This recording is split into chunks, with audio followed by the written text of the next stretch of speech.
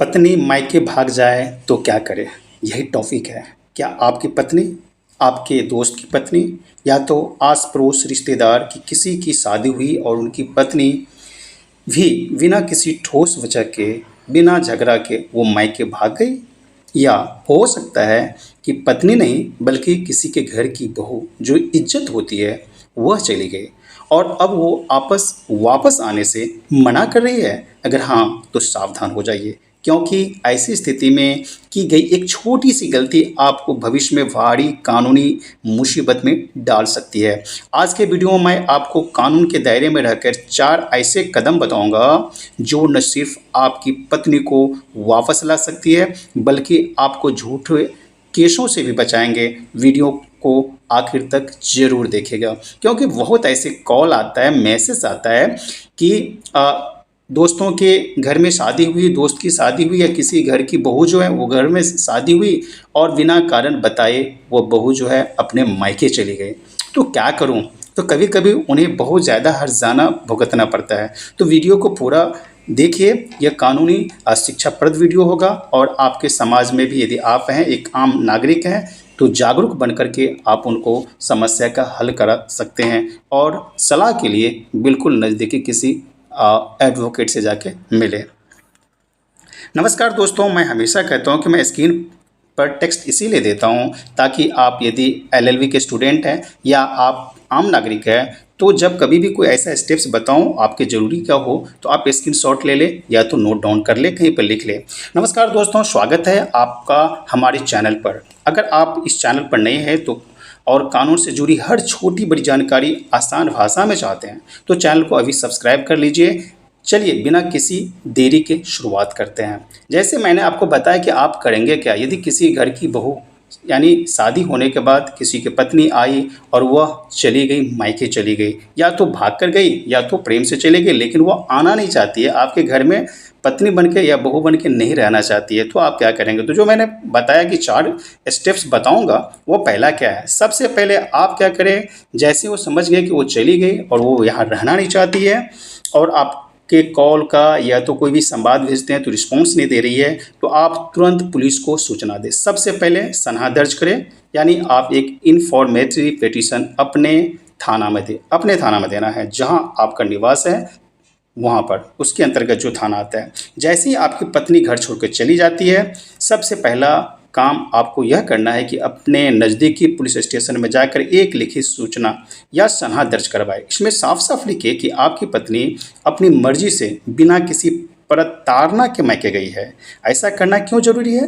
क्योंकि अक्सर मायके जाने के बाद पत्नियां या उनके घर वाले क्या करते हैं आप बहुत अच्छी तरह से जानते हैं। समाज में या तो वो डॉरी एक्ट का आप पे केस कर देगी या तो बोलेंगे डोमेस्टिक वायलेंस यानी घरेलू हिंसा का झूठा केस दर्ज कर देंगे।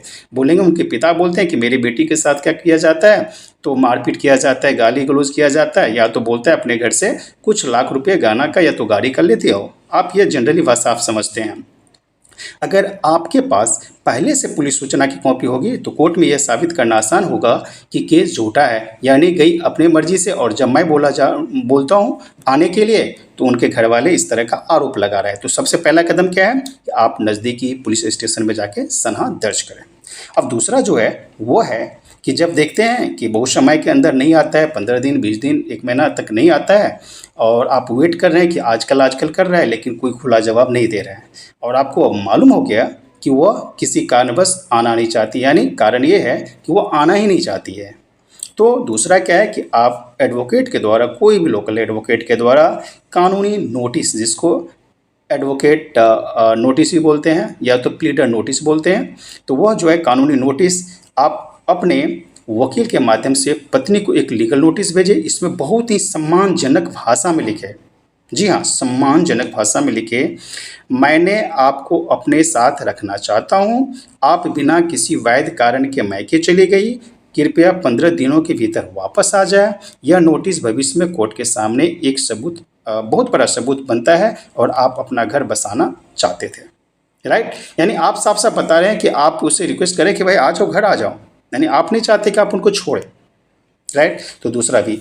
अब तीसरा जो है यदि आपका लीगल नोटिस का भी जवाब नहीं मिलता है या तो कुछ नहीं बताना चाहता है, जो जो सबसे तीसरा कदम है वो आप पहले फाइल करें, नहीं तो वो आप पर क्या करेंगे, कुछ महीनों बाद वो आप पर क्या करेंगे, केस करेंगे, फिर बोलेंगे कि पैसा दो, वैसे दो, वगैरह वगैरह, आप प्रताड़ना में आप पति होकर के भी फंस जाएंगे।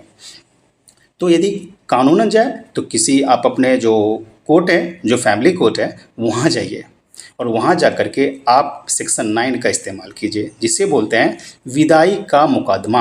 आप अपनी भाषा में समझें, राइट। तो विदाई का मुकदमा करें। अगर नोटिस भेजने के बाद भी वापस नहीं आती है तो आप फैमिली कोर्ट में सेक्शन 9 रेस्टिट्यूशन ऑफ कंजुअल राइट्स, ठीक है, तो इसका जैसे ही करेंगे, यानी वैवाहिक अधिकारों की पुनर्स्थापना का मुकदमा दायर करें।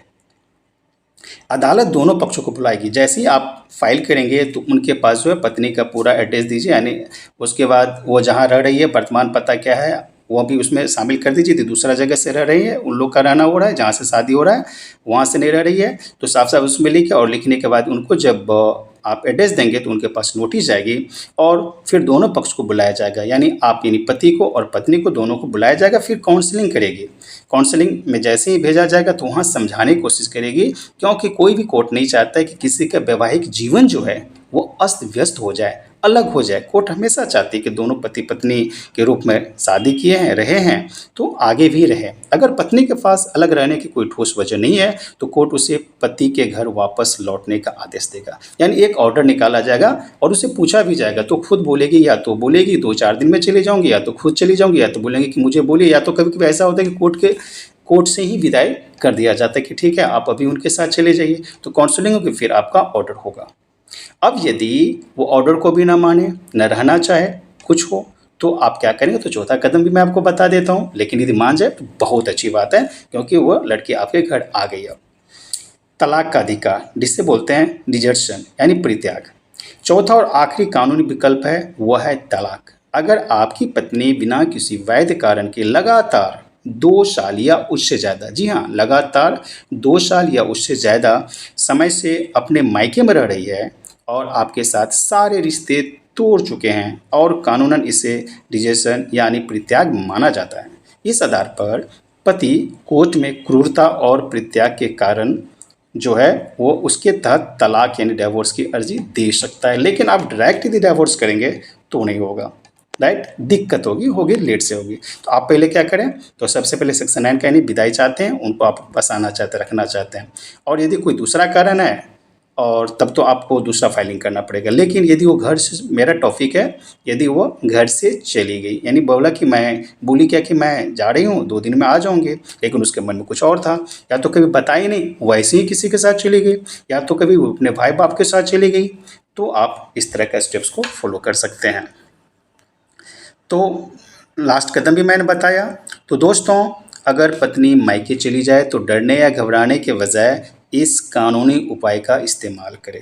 ध्यान रहे, ये वीडियो केवल आपकी कानूनी जागरूकता और शिक्षा के लिए है। कोई भी कदम उठाने से पहले अपने स्थानीय वकील से सलाह जरूर लें।